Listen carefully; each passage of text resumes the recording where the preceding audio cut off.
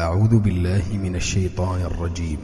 وإذ قال إبراهيم رب اجعل هذا البلد آمنا واجنبني وبني أن نعبد الأصنام رب إنهن أضللن كثيرا من الناس فمن تبعني فإنه مني ومن عصاني فإنك غفور رحيم. الحمد لله نحمده ونستعينه ونستغفره ونؤمن به ونتوكل عليه ونعوذ بالله من شرور أنفسنا ومن سيئات أعمالنا من يهده الله فلا مضل له ومن يضلله فلا هادي له ونشهد أن لا إله إلا الله وحده لا شريك له ونشهد أن سيدنا وحبيبنا ومولانا محمدًا عبده ورسوله الذي أرسله بالحق بشيرا ونذيرا وداعيا إلى الله بإذنه وسراجا منيرا فقد قال الله تبارك وتعالى في كلامه المجيد وفرقانه الحميد أعوذ بالله من الشيطان الرجيم بسم الله الرحمن الرحيم ومن الناس من يشري نفسه ابتغاء مرضات الله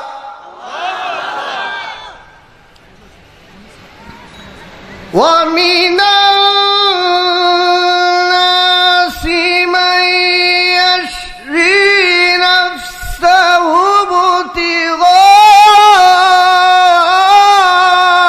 ابتغاء مرضات الله والله رؤوف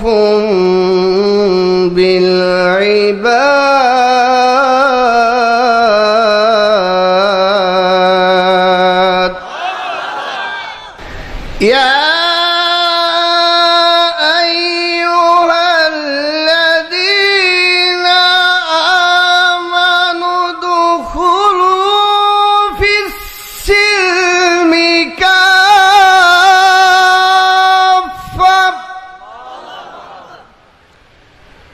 ولا تتبعوا خطوات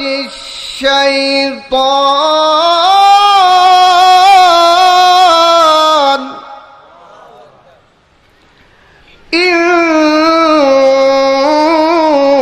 إنه لكم عدو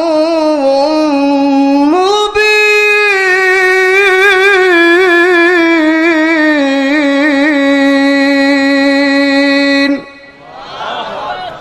وعن ثوبان رضي الله تعالى عنه أنه قال قال رسول الله صلى الله عليه وسلم لا تزال طائفة من أمتي ظاهرين على الحق لا يضرهم من خذلهم حتى يأتي أمر الله وهم كذلك أو كما قال عليه الصلاة والسلام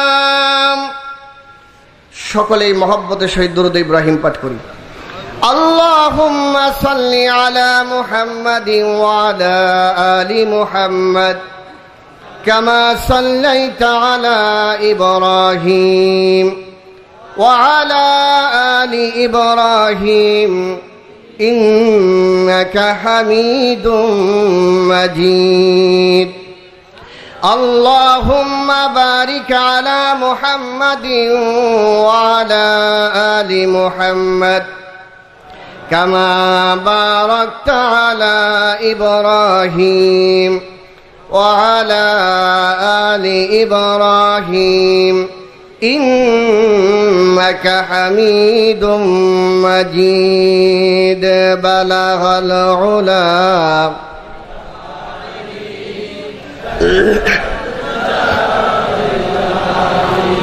حسنت جميع خصاله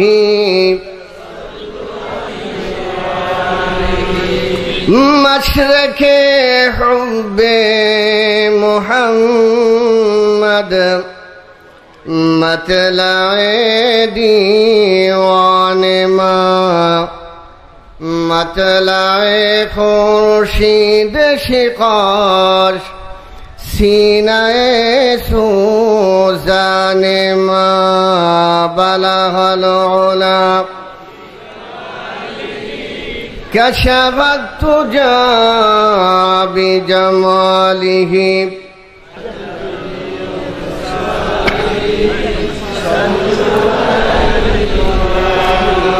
لا إله إلا الله لا إله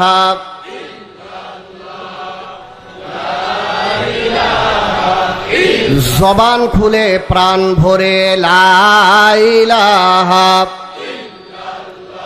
আরো জোরে লা ইলাহা ইল্লাল্লাহ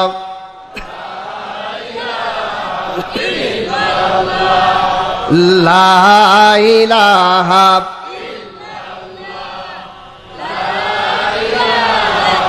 ভাইজান যার দিলে আছে আল্লাহর ভয় আল্লাহ আল্লাহ সব সময় আহার নিদ্রা ভালো লাগে না আহার নিদ্রা ভালো লাগে না ভালো লাগে শুধু ইল্লাল্লাহ লা ইলাহা লা ইলাহা ইল্লাল্লাহ মুহাম্মাদুর রাসূলুল্লাহ সাল্লাল্লাহু আলাইহি ওয়াসাল্লাম। 22 মাইল পশ্চিম পাড়া ব্যবসায়ী ও শ্রমিক বৃন্দের উদ্যোগে বার্ষিক তাফসীরুল কোরআন মাহফিলে উপস্থিত অত্যন্ত শ্রদ্ধাভাজন সভাপতি জনাব আলহাজ মোহাম্মদ সাইদুর রহমান সাইদ সাহেব, প্রধান অতিথি, বিশেষ অতিথিবৃন্দ উপস্থিত আছেন স্টেজে এবং আমার সামনে এই জাতির কর্ণধার মুআজ্জাজ মুকাররম হযরত উলামা ইকরাম, পুনাবাড়ি, 22 মাইল, কাশিমপুর, আমবাগ এবং অন্য অন্য অঞ্চল থেকে আগত বিভিন্ন পর্যায়ের সামাজিক ব্যক্তিবর্গ, আমার সামনে উপবিষ্ট দিনদার, ইমানদার, মুত্তাকি, পরহেজগার, পিতৃতুল্য মুরব্বিয়ানে আযম, প্রাণপ্রিয় যুবক বন্ধুগণ, স্নেহের ছোট্ট ভাইয়েরা, পর্দার আড়ালে অবস্থানরত সতী সাধবী, সর্বগুণে গুণান্বিতা আমার শ্রদ্ধেয়া মা ও বোনেরা, আমরা সর্বপ্রথম আল্লাহ রব্বুল ইজ্জতুল জালালের দরবারে শুকরিয়া আদায় করি যে মহান রব্বুল ইজ্জতুল জালাল দয়া করে, মায়া করে সমস্ত বাধা বিপত্তিকে উপেক্ষা করে কোরআনের আলোচনা শোনার জন্য আমাদেরকে জান্নাতি সামিয়ানার নিচে সুন্দর মনোরম একটি পরিবেশে বসার মতন সুযোগ করে সেই বিশ্বজাহানের প্রতিপালকের দরবারে আবেগ আপ্লুত কণ্ঠে হৃদয়ে সবটুকু আবেগকে উজাড় করে দিয়ে আকাশ বাতাস মুখরিত করে আমরা কালিমাত শুকর আদায় করি। আলহামদুলিল্লাহ, সুবহানাল্লাহি ওয়া বিহামদিহি আদাদা খালকিহি ওয়া রিদওয়া নাফসিহি ওয়া জিনাতা আরশিহি ওয়া মিদাদা কালিমাতিহি। প্রিয় বন্ধুগণ, কোরআন কার পক্ষ থেকে আসে? আল্লাহ রাব্বুল আলামিনের পক্ষ থেকে কোরআন আসে। এই কোরআনের ভিতরে কোনো কি নাই, সন্দেহ নাই, ভুলও। আল্লাহ রাব্বুল আলামিন বলেন, তানজিলাম মিম্মান খালাকাল আরদা ওয়াস সামাওয়াতিল উলা। আল্লাহ রাব্বুল আলামিন বলেন, আপনারা হাজার হাজার মানুষ যে কোরআন শোনার জন্য আসলেন, এই কোরআন আমাদের মতো কোনো আলেম ওলামা তৈরি করে নাই, বানায় নাই। এই কোরআন কার পক্ষ থেকে আসছে? জোরে বলুন। আল্লাহ রাব্বুল আলামিন সূরা তাহার ভিতরে তার পরিচয় দিয়ে দিলেন, যেই কোরআন আপনারা শুনতে আসলেন, এই কোরআনটা ওই সুবিশাল আকাশ আর এই সুবিশাল জমিনের মালিক আল্লাহ রব্বুল আলামিনের পক্ষ থেকে অবতীর্ণ হয়েছে। সুবহানাল্লাহ। আমার বন্ধুগণ, এই সুবিশাল আসমান আর জমিনের মালিককে জোরে বলুন, আরো জোরে বলুন কে? এই আসমান কে গড়লেন? জমিনকে তৈরি করলেন? মানুষে কে গড়লেন? এত বড় আজীব কারিগরকে গড়েছ তুমি এই পৃথিবী জাহান, তুমি অসীম, তুমি মহান। আল্লাহু আকবার বলেন। ওই আল্লাহ তার পরিচয় দিলেন, আল্লাহু লা ইলাহা ইল্লাহু ওয়া লাহুল আসমাউল হুসনা। আল্লাহু আকবার বলেন। আল্লাহ রাব্বুল আলামিন নিজে কোরআনের ভিতরে তার পরিচয় দিয়ে বলতেছেন, আল্লাহ হলেন তিনি যিনি ছাড়া কোনো ইলাহ নাই, মাবুদ নাই। যত সৌন্দর্য মণ্ডিত নাম আছে সব ওই আল্লাহর জন্য নির্ধারিত। সুবহানাল্লাহ। সব ভালো নাম কার? আরো জোরে বলেন, সব ভালো নাম কার?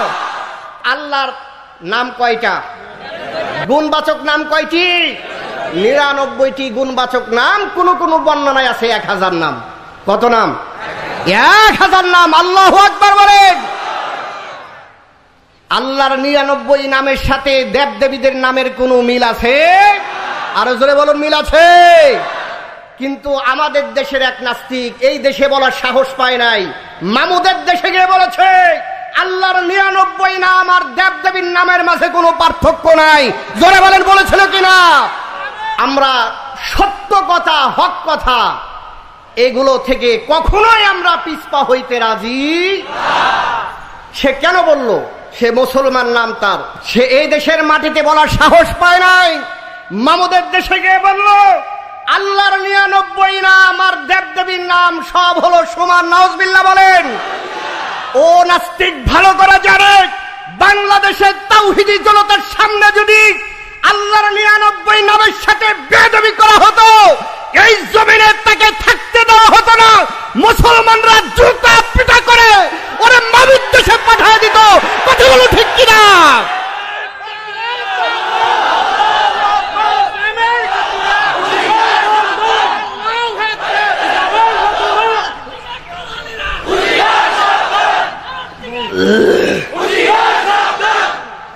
আমার বন্ধুগণ, আল্লাহ রাব্বুল আলামিন বললেন সমস্ত ভালো নাম কার জন্য? আল্লাহর জন্য। আল্লাহ আরো সুন্দর পরিচয় দেন। আল্লাহ রাব্বুল আলামিন বলেন, আল্লাহু লা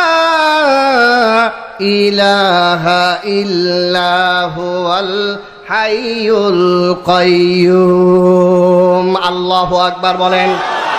যারা পারেন তারা বলেন, আল্লাহু লা ইলাহা ইল্লা হুয়াল হাইয়ুল কাইয়্যুম। আল্লাহু আকবার বলেন। আমার বন্ধুগণ, আল্লাহ তার পরিচয় কত সুন্দর করে কোরআনের ভিতরে দিয়ে দিলেন।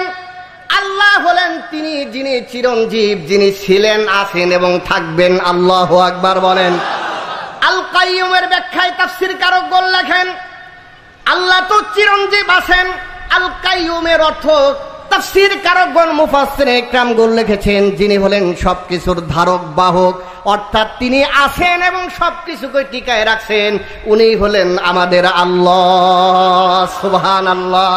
আবার বন্ধুগণ, এই আল্লাহর পক্ষ থেকে কোরআন আমরা পেলাম। এই কোরআনের কামটা কি? আপনারা এত মূল্যবান সময় এখানে ব্যয় করতেছেন। অনেকের ব্যবসা হয়ে আসছেন, অনেকেই চাকরি হয়ে আসছেন, বিভিন্ন জন বিভিন্ন গুরুত্বপূর্ণ কাজ হয়ে কোরআনের মজলিসে আসছেন। যেমন আমাদের সভাপতি সাহেব, যেমন আমাদের জনাব আব্বাসউদ্দিন খোকন 12 নম্বর ওয়ার্ডের সম্মানিত কাউন্সিলর, ওনাদের অনেক ব্যস্ততা থাকা সত্ত্বেও আসছে কিনা? আরো অনেকেই আছেন, অনেক উলামা ইকরাম এখানে আসছেন, অনেক বড় বড় মাদ্রাসার প্রিন্সিপাল, অনেক মাদ্রাসার মুহাদ্দিস, অনেক মাদ্রাসার শিক্ষক, আশেপাশে অনেক মসজিদের সম্মানিত ইমামগণ আসছেন। সকলের ব্যস্ততা আছে, তারপরও কেন আসলেন? এই কোরআন শোনার জন্য। শুনবেন আপনারা কেন আসলেন? আল্লাহ বলেন, ইন্না হাযাল কুরআনা ইয়াহদি লিল্লাতী হিয়া আকওয়াম ওয়া ইউবাশশিরুল মুমিনিনাল্লাযীনা ইয়া'মালুনাস সালিহাত আন্না লাহুম আজরান কাবীরা। আল্লাহু আকবার বলেন। এই জন্যই আপনারা আসছেন। আল্লাহ রাব্বুল আলামিন সূরা বনী ইসরাঈলের 9 নম্বর আয়াতের ভিতরে বলে দিলেন, এই কোরআন অন্যতম কাজ হলো ইয়াহদি লিল্লাতী হিয়া আকওয়াম, সর্বোত্তম সরল পথ, যেটা যেই পথে চললে জান্নাতে যাওয়া যায়, সর্বোৎকৃষ্ট পথটা এই কোরআন সমস্ত মানুষদেরকে দেখায় দেয়। সুবহানাল্লাহ। এই কোরআন জান্নাতে যাওয়ার পথ দেখায়। আমরা কি জান্নাতে যাইতে রাজি আছি কিনা? জান্নাতে যাওয়ার পথ কে দেখায় দিবে? জোরে বলুন।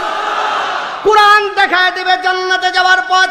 আল্লাহ রাব্বুল আলামিন অন্যত্র বলেন, কিতাবুন আনজালনাহু ইলাইকা লিতুখরিজান নাসা মিনাল যুলুমাতি ইলান নূর। আল্লাহু আকবার। আল্লাহ রাব্বুল আলামিন সূরা ইব্রাহিমের ভিতরে 1 নম্বর আয়াতে 14 পারা 14 নম্বর পৃষ্ঠায় আল্লাহ রাব্বুল আলামিন বললেন, এমন একটা কিতাব শোনার জন্য আপনারা আসছেন, যেই কিতাবটা মানুষদেরকে ঘোর অন্ধকার থেকে এমন জায়গায় নিয়ে যাবে, আলোর পথে নিয়ে যাবে। ওই আলোর পথের নাম হলো জান্নাত। আলোর পথের নাম কি? ওই আলোর পথে কে নিয়ে যাবে? কোরআন নিয়ে যাবে। আরো জোরে বলেন, কে নিয়ে যাবে? কোরআন নিয়ে যাবে। এই জন্য আমি বলি, আল্লাহ রাব্বুল আলামিন তার বান্দার উপর যত অনুগ্রহ করেছেন, দয়া করেছেন, সর্বোত্তম দয়া হলো তার বান্দাদের জন্য কোরআন নামক গাইডলাইন প্রেরণ করে মানুষের প্রতি ইহসান করেছেন। কথা বলুন ঠিক কিনা? কোরআন যত নিয়ামত আল্লাহ দিয়েছেন, তার ভিতরে সর্বোত্তম নিয়ামত হলো বান্দাদের উপর কোরআন। জোরে বলুন ঠিক কিনা? তার কারণ এই কোরআন মানুষকে কোথায় নিয়ে যায়? আরো জোরে বলেন, কোথায়? যেমন তুমি দিলে জমিন, দিয়েছো আসমান, সুখের সমাজ গড়তে দিলে তেমনি কোরআন। কথা বলেন ঠিক কিনা? যেমন তুমি দিলে জমিন, দিয়েছো আসমান, সুখের সমাজ গড়তে দিলে তেমনি কোরআন। তোমার দয়ায় ফুরান, দয়ায় ফুরান, দয়ায় ফুরান, তোমার দয়ায় ফুরান। জোরে বলুন ঠিক কিনা? যেমন তুমি দিলে জমিন, দিয়েছো আসমান, সুখের সমাজ গড়তে দিলে তেমনি কোরআন। তোমার দয়ায় ফুরান, দয়ায় ফুরান, দয়ায় ফুরান, তোমার দয়ায় ফুরান। আমার বন্ধুগণ, আল্লাহ রাব্বুল আলামিন তার বান্দাদেরকে অনেক আদর করে বানায়ছেন, অনেক মহব্বত করে বানায়ছেন।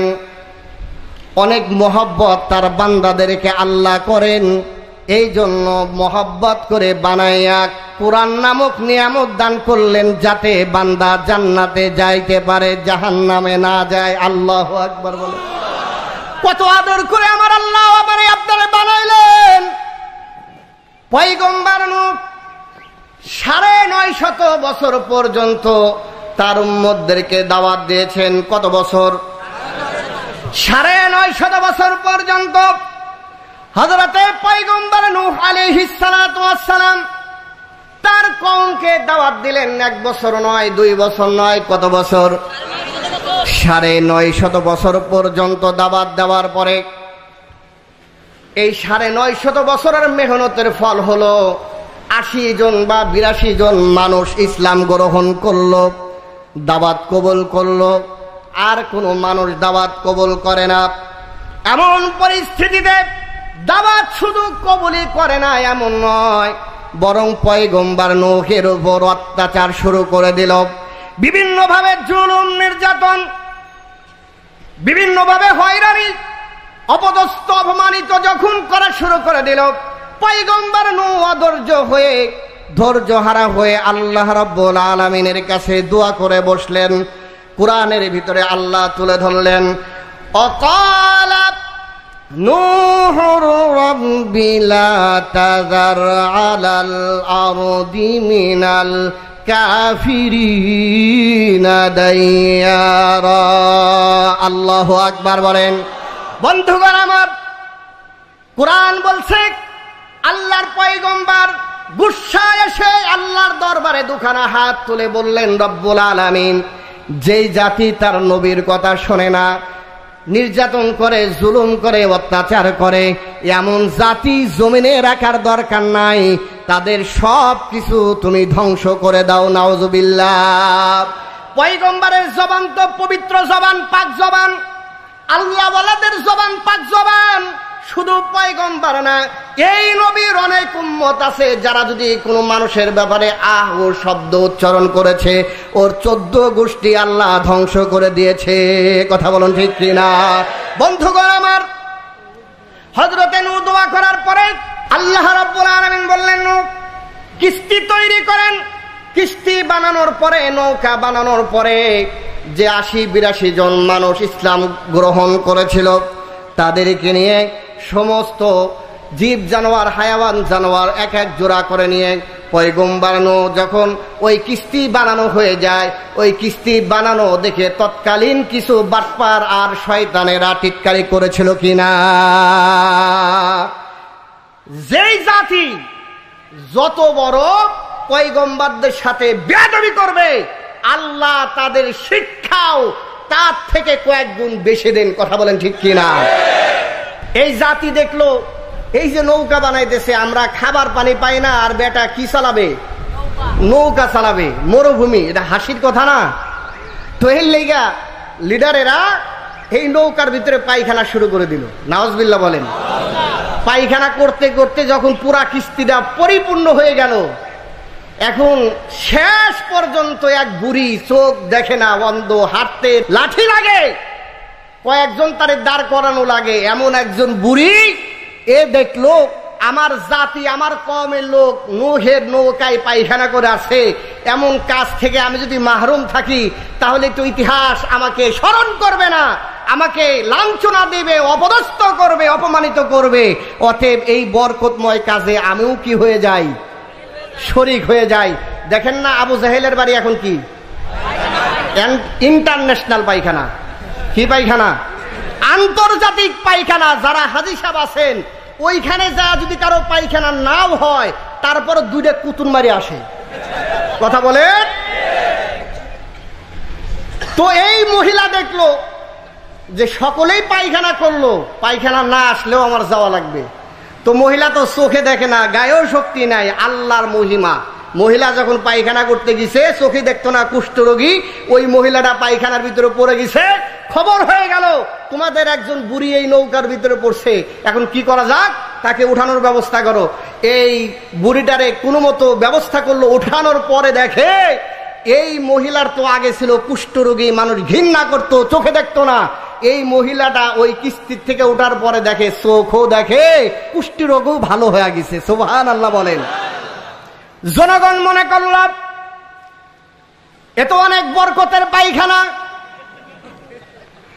এত অনেক বরকতের পায়খানা, যেই পায়খানার ভিতরে পড়লে কুষ্ঠরোগী ভালো হয়ে যায়, যে রোগী ভালো করার জন্য কোনো ডাক্তার পারে না, ওষুধে কাম হয় না, গাছগাছরায় কাম হয় না, এত সুন্দর যে পায়খানা, বরকতময় পায়খানা, এই পায়খানারে আর এখানে রাখা যাবে না, এই বরকত জিনিস নুহকে দেওয়া যাবে না। যখন এই পায়খানায় কুষ্ঠ রোগী ভালো হয়ে যায়, চোখ ভালো হয়ে যায়, এখন যার যা ছিল, শিশি, বোতল, হাড়ি, বদনা, সব কিছু নিয়ে আসে হযরতে নূহের কিস্তির কাছে পায়খানা নেওয়ার জন্য। সুবহানাল্লাহ বলেন। বাটপারি করছিল কারা? আরো জোরে বলেন। কওমের লোক নূহের সাথে কি করেছিল? আল্লাহ কয় তোরা কিস্তিতে পায়খানা করবি, যে কিস্তি আমি আল্লাহ বানাইতে বলেছি, আমি আল্লাহ তোদের চোখে মুখে আর খাওয়াইয়া এই পায়খানা আমি পরিষ্কার করেই ছাড়বো। সুবহানাল্লাহ বলেন। বন্ধুগণ আমার, সকল মানুষ যেরকম আপনারা ঢাকায় দেখবেন যখন পানি পাওয়া যায় না, মাঝে মাঝে আমাদের কাউন্সিলর সাহেব দেখবেন কারেন্ট না থাকলে পানি দেয়, লাইন ধরাইয়া দেয় কিনা, এরকম সিরিয়াল লাগলো টয়লেট নেওয়ার জন্য, পায়খানা নেওয়ার জন্য, বরকতি পায়খানা।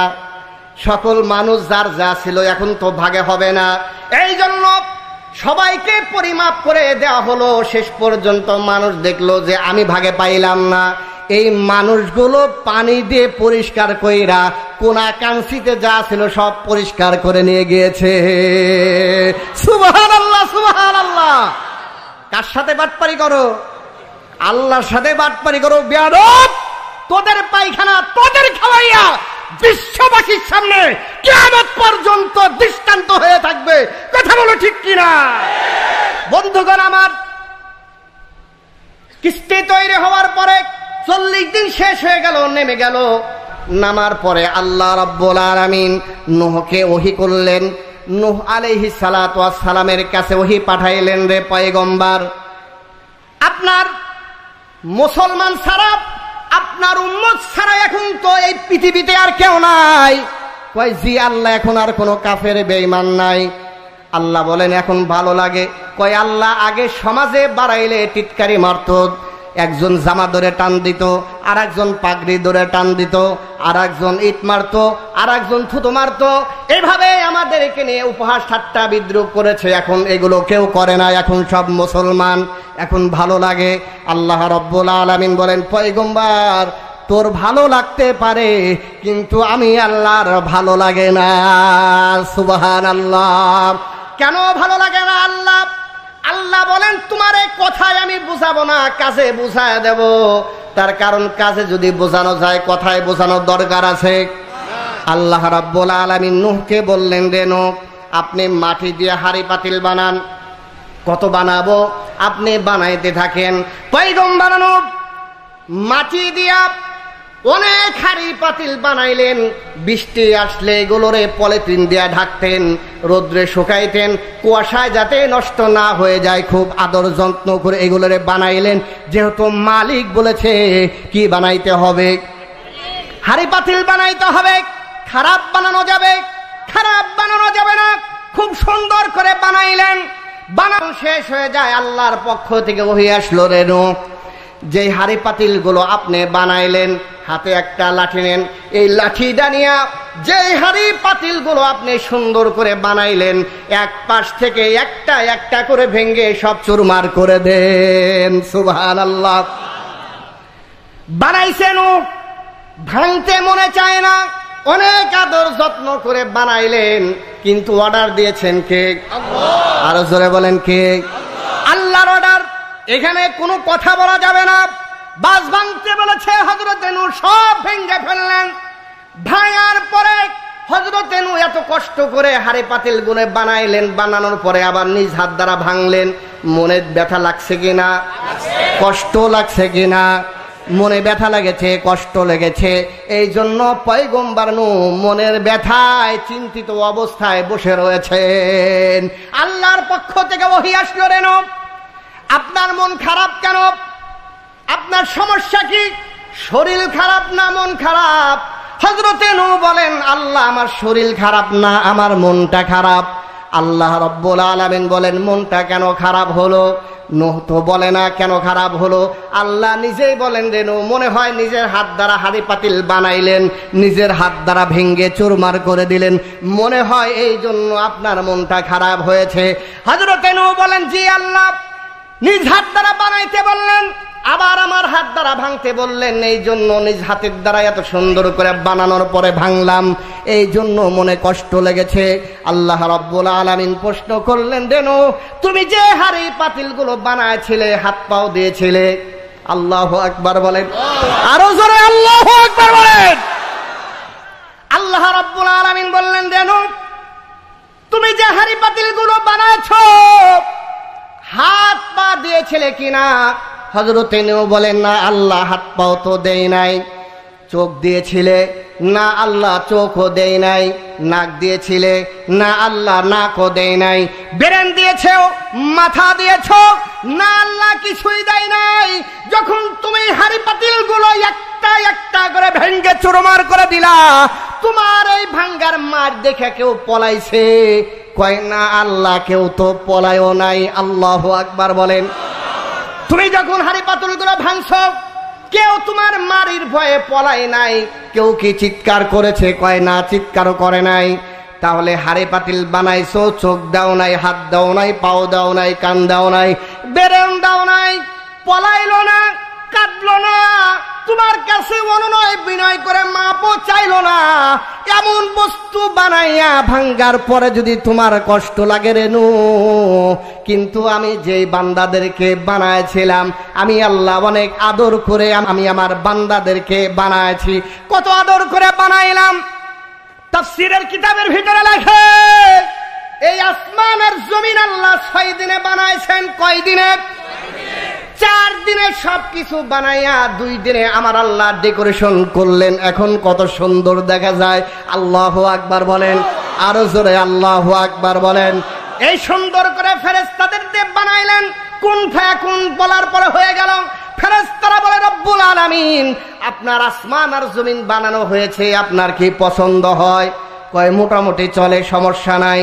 এরপরে আল্লাহ রাব্বুল আলামিন, আমরা যেই বাইতুল্লাহর দিকে তাকাইয়া 5 ওয়াক্ত নামাজ আদায় করি, তার নামটা কি? বাইতুল্লাহ। এই বাইতুল্লাহর দিকে নামাজ পড়ে, যেটা আল্লাহর ঘর, এইটা সর্বপ্রথম ফেরেশতাদের দ্বারা বানানো হলো। ফেরেশতারা বললেন, আল্লাহ বানাইছি, হইছে? কয় হইছে, চলে। এরপরে হযরতে আদম বানাইলেন দ্বিতীয়বার। হযরতে আদম বলেন, আল্লাহ বানাইছি, এখন হইছে কিনা? কয় হ্যাঁ, চলে। এরপরে হযরতে ইব্রাহিম বানাইলেন। হযরতে ইব্রাহিম আল্লাহরে বললেন, আল্লাহ, আপনি অর্ডার দিয়েছেন বাইতুল্লাহ বানানোর জন্য, বানাইলাম। এই বাইতুল্লাহ কি আপনার পছন্দ হয়েছে? কয় হয়েছে। আল্লাহু আকবার বলেন। কিন্তু মানুষ বানানোর পরে ফেরেশতাদেরকে দিয়ে আল্লাহ মানুষের বডিটা বানাইলেন। বডিটা বানানোর পরে আল্লাহ রাব্বুল আলামিনের কাছে ফেরেশতারা বললেন, রব্বুল আলামিন, আপনার যে বান্দারা মানুষ, এই মানুষ বান্দাদেরকে বানাইছি, দেখেন আপনার বান্দার আপনার পছন্দ হয় কিনা। আল্লাহ রাব্বুল আলামিন উত্তর দিলেন, রে ফেরেশতারা, আমার মহব্বতের বান্দা আমি যেভাবে চেয়েছি তোমরা ওইভাবে বানাইতে পারো না। আল্লাহু আকবার বলেন। সব বানাইলেন, আসমানে হাত লাগাইলেন না, জমিনে হাত লাগাইলেন না।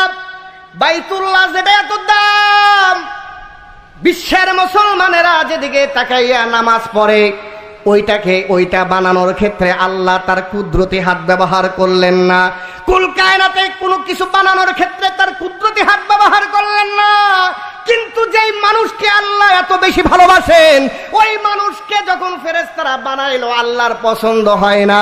এখন আল্লাহ নিজে তার কুদরতি হাত দিয়া মানুষের এই বডি আর চেহারা মালিশ করে দিয়ে সুন্দর অবয়ব দিয়ে আল্লাহ নিজের মতো করে বানাচ্ছেন। সুবহানাল্লাহ। নিজের মতো করে বানাইলেন। এরপরে আমাদের জানটা আল্লাহ নিজে কুদরতি ভাবে ফু দিয়া, নাক দিয়া ফু দিয়া আমাদের ভিতরে জানটা দিয়ে দিলেন। তাহলে আল্লাহ নিজের পছন্দ মতো করে বানাইয়া, কুদরতি ভাবে বানাইয়া এই বান্দাদেরকে কোথায় পাঠাইতে চান? আরো জোরে বলেন, কোথায় পাঠাইতে চান? জান্নাতে পাঠাইতে চান, জাহান্নামে যাওয়ার জন্য নয়। এই জন্য আল্লাহ রাব্বুল আলামিন যুগে যুগে আম্বিয়া আলাইহিস সালাতু ওয়াস সালামদের পাঠাইয়া এই মানুষদের হিদায়াতের জন্য জান্নাতে যাওয়ার রাস্তা দেখায় দিয়েছে। জোরে বলেন ঠিক কি না? আল্লাহ রাব্বুল আলামিন বলেন, ওয়ালাকাদ বা'আসনা ফি কুল্লি উম্মাতির রাসূলা আনি ইবুদুল্লাহ ওয়াজতানিবুত তাগুত। আল্লাহু আকবার বলেন। সূরা আন-নাহলের 36 নম্বর আয়াতে 14 নম্বর পারা 10 নম্বর পৃষ্ঠার ভিতরে আমার আল্লাহ রাব্বুল আলামিন বলেন, প্রত্যেক যুগে যুগে আমি আল্লাহ পয়গম্বর পাঠাইছি, আম্বিয়া পাঠাইছি, নবী পাঠাইছি। যেই পয়গম্বরেরা এই আদরের বান্দাদেরকে, মহব্বতের বান্দাদেরকে আল্লাহর দিকে রাস্তা দেখাইয়া জান্নাতে নেওয়ার ব্যবস্থা করবে, যাতে করে আদরের বান্দারা শয়তানের ধোঁকায় জাহান্নামে না যায়। সুবহানাল্লাহ। বন্ধুগণ আমার, আল্লাহ রাব্বুল আলামিন এরপরে আরো বলেন, وَإِلَى ثَمُودَ أَخَاهُمْ صَالِحًا قَالَ يَا قَوْمِ اعْبُدُوا اللَّهَ مَا لَكُمْ مِنْ إِلَٰهٍ غَيْرُهُ। আল্লাহু আকবার বলেন। সূরা আরাফের 73 নম্বর আয়াত 8 নম্বর পারার 18 নম্বর পৃষ্ঠায় আল্লাহ রাব্বুল আলামিন বলেন, হযরতে সালেহ আলাইহিস সালাতু ওয়াস সালামকে তার কওমের নিকটে পাঠাইলাম। হযরতে সালেহ এসে তার জাতিকে বলেন, ইয়া কওমি ইবুদুল্লাহ, হে আমার জাতি, তোমরা এক আল্লাহর ইবাদত করো, ওই আল্লাহ ছাড়া কোনো ইলাহ নাই। সমস্ত নবীগণ, সমস্ত আম্বিয়া আলাইহিস সালাতু ওয়াস সালাম জমিনে এসে উম্মতদেরকে কার দিকে দাওয়াত দিয়েছেন? আরো জোরে বলেন, কার দিকে? সমস্ত নবীরা এক আল্লাহর দিকে দাওয়াত দিলেন, এক আল্লাহর দিকে দাওয়াত দিলেন। কোরআনে অসংখ্য আয়াত আছে। আল্লাহ রাব্বুল আলামিন বলেন, ওয়াইলা আদিন আখাহুম হুদা ক্বালা ইয়া কওমি ইবুদুল্লাহা মা লাকুম মিন ইলাহিন গায়রু। আল্লাহু আকবার বলেন। সব কিছু পরিবর্তনের মালিককে আল্লাহ। সুন্দর আবহাওয়া যে আল্লাহ আপনাদের জন্য কোরআন শোনার জন্য তৈরি করে দিয়েছেন, ওই আল্লাহর কোরআন ছেড়ে কেউ বাড়ি যাইতে পারে? এত সুন্দর আবহাওয়া আজ কয়দিনে পাইছেন? আর এই কোরআনের বরকতে। কিসের বরকতে? এই কোরআন ছেড়ে বাসায় যাওয়া যাবে না। যতক্ষণ চলবে ততক্ষণ কোরআন শুনতে কারা কারা প্রস্তুত আছে? হাত তুলে দেখায় দাও। সকলে বলে আল্লাহু আকবার। লিল্লাহি তাকবীর, লিল্লাহি তাকবীর। আল কোরআনের আলো কোরআন সুন্নাহর আলো, নারায়ে তাকবীর। সকলে হাত নামান, আল্লাহ কবুল করে জোরে বলেন আমিন।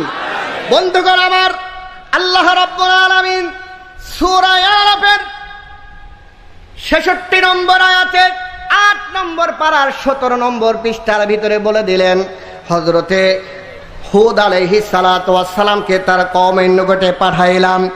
হযরতে হুদ তার কওমে গিয়ে বললেন, ইয়া কওমি ইবুদুল্লাহ, আয় আমার জাতি, এক আল্লাহর ইবাদত করো, মালাকুম মিন ইলাহিন গায়রু, এই আল্লাহ ছাড়া ইবাদতের উপযুক্ত কেউ নাই। সুবহানাল্লাহ। বন্ধুগণ আমার, সমস্ত পয়গম্বররা যখন এমন সমাজে এক আল্লাহর দাওয়াত দেন যে আল্লাহ সম্পর্কে অনেকেই জানে না, পরিচিত না, অনেকেই এই আল্লাহ সম্পর্কে জানা সত্ত্বেও নবীদের বিরোধিতা করে বসলো। সকলেই বলে আল্লাহর ইবাদত করো, আল্লাহ ছাড়া কোনো ইলাহ নাই।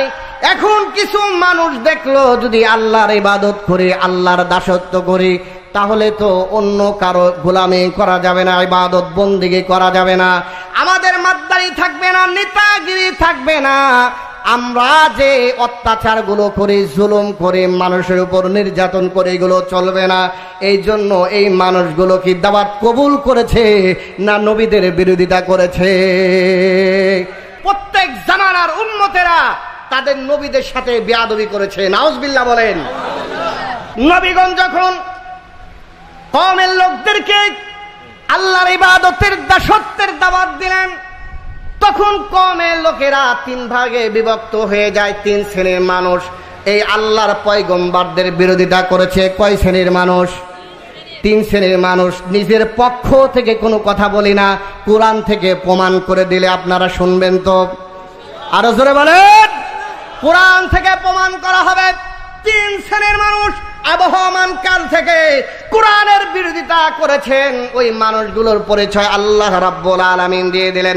আল্লাহ রাব্বুল আলামিন বলেন, ওয়া ইলা মাদিয়ানা আখাহুম শুআইবা ক্বালা ইয়া কওমি ইবুদুল্লাহ মা লাকুম মিন ইলাহিন গায়রু।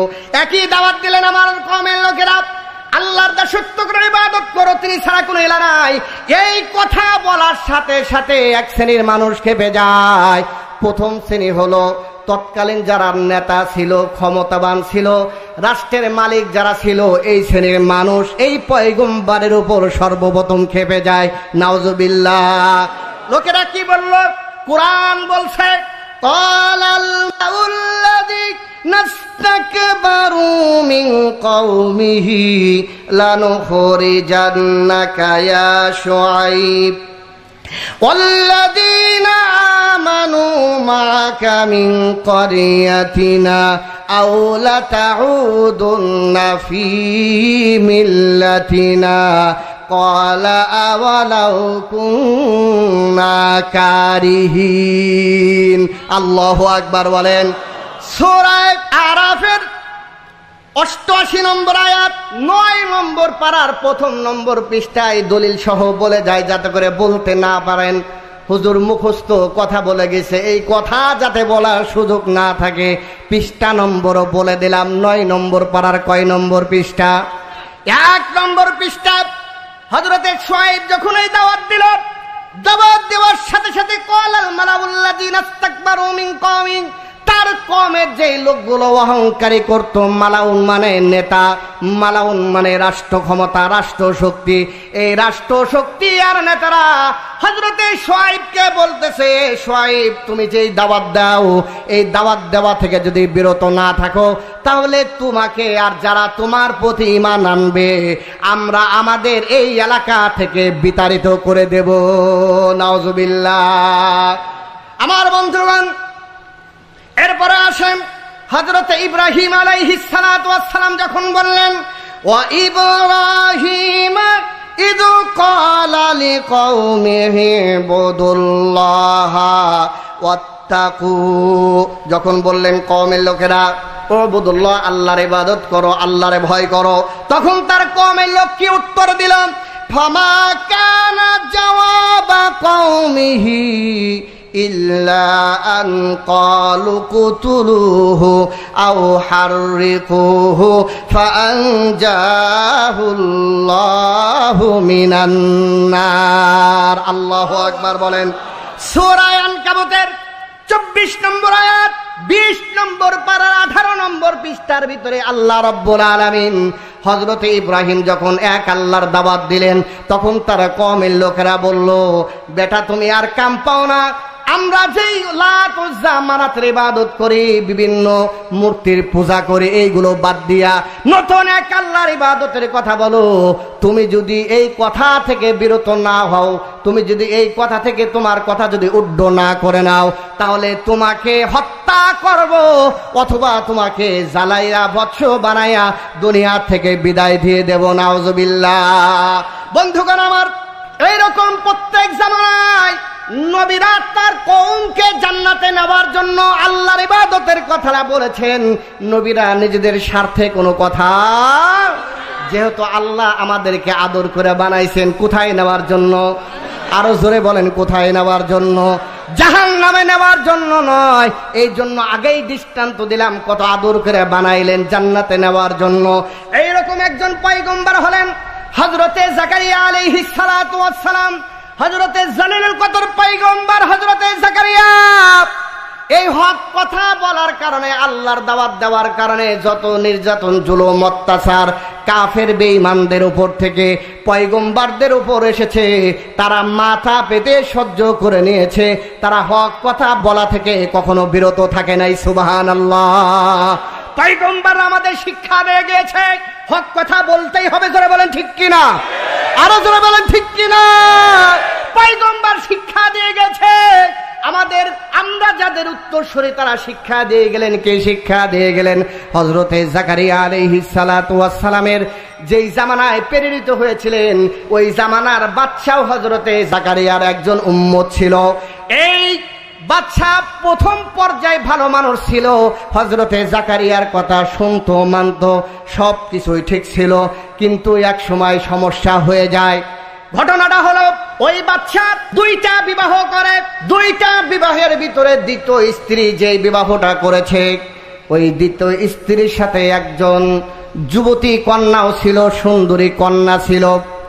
এই দ্বিতীয় স্ত্রী দেখল আমার কন্যা বিবাহের উপযুক্ত হয়ে গেছে, এখন যদি অন্য কোথায় বিবাহ দেই তাহলে তো রাজার অন্য কোনো সন্তানাদি নাই, এই রাজার টাকা পয়সা যা আছে সম্পদাদি সব তো অন্য ভাগ বসাবে, এমনকি এই রাজার রাজত্বের উপর ভাগ বসাইতে পারে।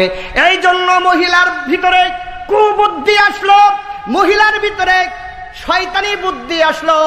এই মহিলা ওই বাচ্চাকে ডেকে বলতেছে, বাচ্চা, এই কন্যার অভিভাবক হইলাম আমি, এই কন্যা সুন্দরীর দিক দিয়েও তো কম না, এই কন্যা আমি তোমার সাথে বিবাহ দিতে চাই। নাউজুবিল্লাহ। ওই বাচ্চা বললেন, আমার তো নবী আছে, নবীর সাথে পরামর্শ করা ছাড়া তোমার কথায় আমি কোনো উত্তর দিতে পারবো না, তোমার কথার কোনো আমি জবাব দিতে পারবো না। ওই স্ত্রী লোক বলল, ঠিক আছে, যাও তোমার নবীর সাথে পয়গম্বরের সাথে তুমি কথা বলে এসো। বন্ধুগণ আমার, হযরতে জাকারিয়ার কাছে যখন তার উম্মত বাদশা আসলো, আসার পরে বলতেছে, হযরতে জাকারিয়া, আমি একটা মাসলার জন্য আপনার কাছে আসছি, একটা ফতোয়া জানার জন্য আপনার কাছে আসছি। হযরতে জাকারিয়া বলেন, কি ফতোয়া বলো? মাসলাটা হলো, আমার দ্বিতীয় স্ত্রী একজন কন্যা আছে, মেয়ে আছে, বিবাহের উপযুক্ত হয়েছে আমার স্ত্রী, ওই মেয়ের গার্জিয়ান, সে বলতেছে ওই মেয়েটাকে আমার সাথে বিবাহ দিবে। এখন আপনি বলেন, ওই মেয়ের সাথে আমার বিবাহ বন্ধনে আবদ্ধ হওয়া জায়েজ আছে কিনা? হযরতে জাকারিয়া আলাইহিস সালাতু ওয়াস সালাম বললেন, মেয়ের মাকেও ভোগ করতে চাও, মেয়েকেও ভোগ করবা, একসাথে দুইজনরে ভোগ করবা, এটা শরীয়তে কি নাই? আরো জোরে বলেন, কি নাই? একটা তো শরীয়তের কথা, আর একটা হলো সামাজিক কথা। সামাজিক ভাবে একজন মাকে যেই লোকটা ব্যবহার করবে, তার মেয়েকে ওই লোকটা ব্যবহার করবে, এমন লোককে সমাজে ভদ্র বলে না অভদ্র বলে, সভ্য বলে না অসভ্য বলে? আরো জোরে বলেন, সভ্য বলে না অসভ্য বলে? আমার বন্ধুগণ, হযরতে জাকারিয়া বললেন, কত বড় অসভ্য তুমি! তোমার স্ত্রীকেও তুমি ব্যবহার করবা, তার মেয়েকেও ব্যবহার করবা। এটা তো সভ্য মানুষের কথা না, এটা হায়াওয়ান জানোয়ারও এই কাজ করে না। কথা বলেন ঠিক কি না? আমার বন্ধুগণ, আপনারা তো ইউরোপ আমেরিকা বড় বড় রাষ্ট্রগুলোর খুব প্রশংসা করেন, তাদেরকে আপনারা অনেক কিছু মনে করেন, কিন্তু আপনারা আজীব হবেন, আশ্চর্য হবেন। আমাদের অর্থ সম্পদ কম থাকতে পারে, আমাদেরকে আল্লাহ সোনার টুকরা, হীরার টুকরা একটা বাংলাদেশের মতো জমিন আল্লাহ আমাদেরকে দান করেছেন। সুবহানাল্লাহ বলেন। আমাদের কোনো কিছুর অভাব নাই, সুজলা সবলা শস্য শ্যামলা এই সুন্দর একটা জমিন যে আল্লাহ আমাদেরকে দিয়েছেন, যদিও অর্থ সম্পদ কম থাকতে পারে, কিন্তু বাংলাদেশের মানুষ অসভ্য নয়, অভদ্র নয়, তাদের ভিতরে মানুষত্ববোধ রয়েছে। কথা বলুন ঠিক কিনা? কিন্তু তোমরা যাদেরকে সভ্য বলো, উন্নতির রোল মডেল বলো, ওদের সব থাকতে পারে কিন্তু ওদের চরিত্র নাই। আরো জোরে বলেন। তার কারণ ওরা যা করে আমাদের দেশের কুকুরগুলোও তা করে না। কথা বলো ঠিক কিনা? ওরা যা করে আমাদের দেশের খিঞ্জিরগুলো তা করে না।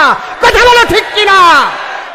ওদের বুদ্ধিজীবীরা পার্লামেন্টে সকলে মিলে একসাথে সিদ্ধান্ত নেয় পুরুষে পুরুষে বিবাহ করতে পারবে, মেয়ে মেয়েকে বিবাহ করতে পারবে।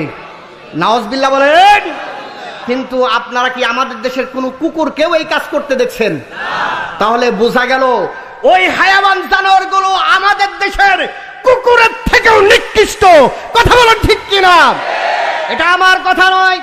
উলাইকা কাল আনামি বাল হুম আদল উলাইকা হুমুল গাফিলুন। আল্লাহু আকবার বলেন। আল্লাহ রাব্বুল আলামিন বলেন, ওরা তো তোমাদের দেশের কুকুর না, কুকুর থেকেও যদি আরো কোনো নিকৃষ্ট প্রাণী থাকে, ওই হায়াওয়ান জানোয়ার গুলো এগুলোর থেকেও আরো নিকৃষ্ট। কথা বলেন ঠিক কিনা? আমাদের দেশে তাদের অনুসরণ করে কিছু কুলাঙ্গার সাহস দেখাইতে চাচ্ছে, এই সমকামী নামে একটা সংগঠন তারা এই বাংলার পবিত্র জমিনে শুরু করতে চায়। আপনারা দেখেছেন এবার পহেলা বৈশাখ উদযাপনের যে মিছিলটা হয়েছিল, ওই মিছিলের পরে 20-30 জন যুবক যুবতীরা সমকামী নামে একটা ব্যানার নিয়ে মিছিল বের করতে চেয়েছিল, কিন্তু আমাদের দেশের পুলিশদেরকে ধন্যবাদ জানাই, তারা ওই মিছিলকে বন্ধ করে দিয়েছে, করতে দেয় নাই। কথা বলে ঠিক কিনা? আমরা পুলিশদেরকে আরো একটু ধন্যবাদ জানাইতাম। এটা মুসলমানদের দেশ, এটা শাহজালাল আবাদীর দেশ, এটা শাহপরানের দেশ, শাহ খান জাহানারীর দেশ, এটা শাইখুল হাদিস আল্লামা আজিজুল হকের দেশ, এটা শামসুল হক ফরিদপুরের দেশ, এই দেশে হযরতে আমিনী ঘুমায় আছে, এইটা বঙ্গবন্ধুর দেশ, উনি একজন মুসলমান, এটা রাষ্ট্রপতি জিয়ার দেশ, উনি একজন মুসলমান। এমন দেশে কেউ সমকামী হবে, কোন সংগঠন বের করবে, এটা সাহস তো দূরের কথা, ওদেরকে ওই জায়গায় জুতা দিয়ে পিটাইয়া জাহান্নামে পাঠায় দেওয়ার দরকার ছিল। কথা বলে ঠিক কিনা?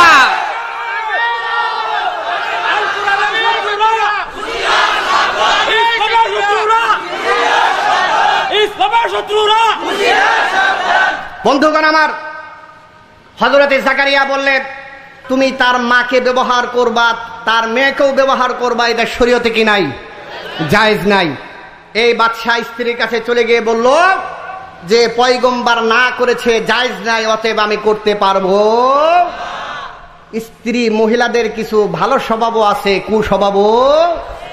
বেগমের যারা পূজা করে আছে না নাই?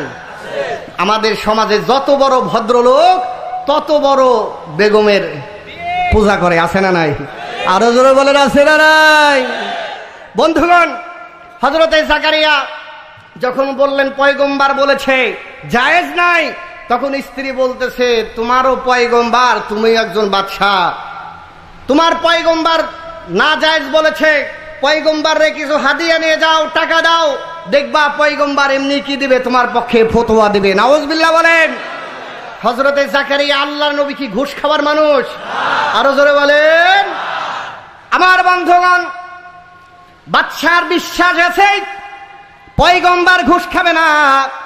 এখন মহিলা লোক স্ত্রী বলতেছে, যদি ঘুষ না খায় প্রথমে অর্থর লোকটা দেখাও, এরপরে লাঠি, এরপর কি সৈন্যবাহিনী নিয়ে যাও, পুলিশ নিয়ে যাও, আর্মি বিডিআর নিয়ে যাও, তোমার নবীকে গিয়ে বলো যদি আফসাস আপনি এই কাগজটার ভিতরে সাইন না করেন তাহলে আপনাকে তো আমরা শুধু হাদিয়া তোহফা দিতাম, এখন হাদিয়া তোহফা নয়, হাদিয়া তোহফার পরিবর্তে আপনার কিন্তু এখন লাঠি দেওয়া হবে। আমার বন্ধুগণ, হযরতে জাকারিয়া এতেও রাজি হন না, সাইন দেওয়ার জন্য রাজি হন না। এবার স্ত্রীর কাছে এসে বলতেছে, না পয়গম্বর এতেও রাজি হয় না। এখন স্ত্রী লোক বলতেছে, তাহলে তোমার হুজুরকে দাওয়াত দাও, বাড়িতে নিয়ে আসো, কিভাবে রাজি না হয় আমি দেখায় দেব। নাউজুবিল্লাহ বলেন। বন্ধুগণ আমার, মহিলাদের অনেক দোষ আর অনেক গুণ আছে, মা বোনদের অনেক গুণ আছে, যেগুলো বলতে গেলে আজকের রাতটা শেষ হয়ে যাবে। তার কারণ বড় বড় জাতি এই মহিলাদের মাধ্যমে আল্লাহ ধ্বংস করে দিয়েছেন। নাউজুবিল্লাহ। ওনাদের তো অনেক বড় গুণ, আমাদেরকে জান্নাত থেকে বাইর করে নিয়ে আসে। মা বোনেরা রাগ করতেছে, আপনাদের পরে ভালো কথা আছে, রাগ করার কিছু নাই। আরে আপনাদের পায়ের নিচে তো আল্লাহর জান্নাত, সুবহানাল্লাহ বলেন। আর কিছু আমাদের পায়ের নিচে আছে নাকি? তাহলে যে জান্নাত থেকে বন্ধু আমাদেরকে বার করছে, এই দুনিয়ায় ঠেলাঠেলির ভিতরে ফালাই দিল, কিন্তু ওনাদের পায়ের নিচে আল্লাহ কি দিছেন? সুবহানাল্লাহ বলেন। তাহলে এই দোষে গুণে কি হয়ে গেছে? এখন রাগ করার কিছু নাই, বসেন, সবই শুনতে পারবেন ইনশাআল্লাহ। বন্ধুগণ আমার, হযরতে জাকারিয়া দাওয়াত দেওয়া হলো। দাওয়াত দেওয়ার পরে এই বাদশা স্ত্রীর কাছে গিয়ে বলল, পয়গম্বর আসছে, এখন তুমি কি করবা? এই মহিলা ওই বাদশাকে আবার শিখায়া দেয়, তুমি তাকে জল্লাদ নিয়ে তার পাশে দাঁড় করাইয়া রাখো, জল্লাদ তরবারি দিয়ে চতুর্পাশে দাঁড় করাও, ভালো ভালো খাবারের ব্যবস্থা তার সামনে করো। এখন দেখবা পয়গম্বর মরার ভয়ে, জানের ভয়ে এমনি ওই দস্তখতটা করে দিবে। বন্ধুগণ আমার, জল্লাদ দাওয়াত দেওয়া হলো, তরবারি দিয়ে হযরতে জাকারিয়ার চতুর্পাশে ঘেরাও করা হলো। মাঝখানে হযরতে জাকারিয়া, চতুর্পাশে তরবারি নিয়া জল্লাদরা দাঁড়ায় রয়েছে। দস্তখত যদি না দেয়, সাইন যদি না দেয়, তাহলে কল্লাটা উড়াইয়া দিবে। পয়গম্বর দেখলেন এখন তো উপায় নাই, এই জন্য কৌশল অবলম্বন করলেন। কৌশলটা হলো, হযরতে জাকারিয়া বললেন, বাদশা তুমি তো আমার উম্মত, তোমার কাছে বলি আমি একটু ভেবে চিন্তে দেখি, চিন্তা করে দেখি তোমাদের এই ফতোয়াটা কোনো মতো জায়েজ করা যায় কিনা, বা কোনো সুরত আছে কিনা, কোনো পদ্ধতি আছে কিনা একটু দেখি, তারপরে ফতোয়ার উপর সাইন করব, আমাকে একটু চিন্তা করার সুযোগ দাও। এই কথা বলার পরে বাদশা তার স্ত্রীকে বলেছে, হুজুরের দিল মনে হয় একটু নরম হয়েছে। হুজুরের দিল কি টাকা পয়সায় আর ভয়ে নরম হয়েছে? আল্লাহু আকবার বলেন। বন্ধুগণ আমার, হযরতে জাকারিয়া এদের থেকে সাময়িকভাবে মুক্তি পেল, এই জল্লাদদের থেকে সাময়িকভাবে মুক্তি পেল, বাদশা থেকেও সাময়িকভাবে মুক্তি পেল। মুক্তি পেয়ে হযরতে জাকারিয়া বলেন, এই দেশেই আমি আর থাকবো না। যেই দেশের উম্মতেরা নবীর উপর অত্যাচার করে, জুলুম করে, এই জায়গায় থাকা কি হবে না? ঠিক হবে না। এই জন্য আরেক কওমের কাছে চলে গেলেন। যাওয়ার পরে ওই কওমের লোকেরা হযরতে জাকারিয়াকে আশ্রয় দিলেন, তার কারণ পয়গম্বর সম্পর্কে তাদের জানা আছে, আশ্রয় দিয়েছেন। সকাল হয়ে যায়।